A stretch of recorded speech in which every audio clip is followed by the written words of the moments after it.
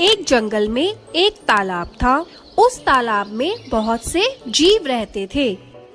वही तालाब के पास एक वृद्ध बगुला भी रहता था, जो कि बहुत बूढ़ा होने के कारण मछलियों का शिकार करने में असमर्थ हो गया था और अक्सर उसे भूखा ही रहना पड़ता था।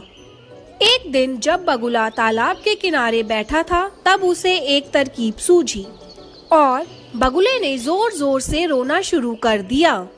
बगुले को रोता देख एक केकड़ा तालाब से बाहर आया और बगुले से पूछा, क्या हो गया है बगले, क्यों रो रहा है पगले तू? ए केकड़ा भाई, मैंने एक आकाशवाणी सुनी है कि इस तालाब का पानी जल्द ही सूख जाएगा और यहाँ के सभी जीव मर जाएंगे। बस इसीलिए मेरी आंखों में आंसू हैं। और अम्मी जान कहती थी कि हो सके तो किसी का भला कर दो। अच्छा है। केकड़े ने यह बात तालाब में जाकर सभी को बताई और सभी जीव इकट्ठा होकर मदद लेने बगुला के पास आए और बगुला से बोले, अला बगला भाई, क्या आप हमें सुरक्षित स्थान तक पहुंचा सकते हैं? हाँ दोस्तों, यहाँ थोड़ी दूरी पर ही एक विशाल तालाब है। मैं तुम सब लोगों को कुछ ही दिनों में वहाँ पहुँचा दूंगा। सभी जीव मान गए। बगुला एक एक करके मछलियों को ले जाता और उन्हें एक चट्टान पर ले जा करके खा जाता। अब बगुला बहुत खुश था, क्योंकि उसे बिना किसी मेहनत के उसका भोजन मिल रहा था। यह सब कुछ दिन चलता रहा। फिर एक दिन केकड़े की जाने की बारी आई। केकड़ा बगुले की पीठ पर बैठ गया और बगुला भी उड़ चला।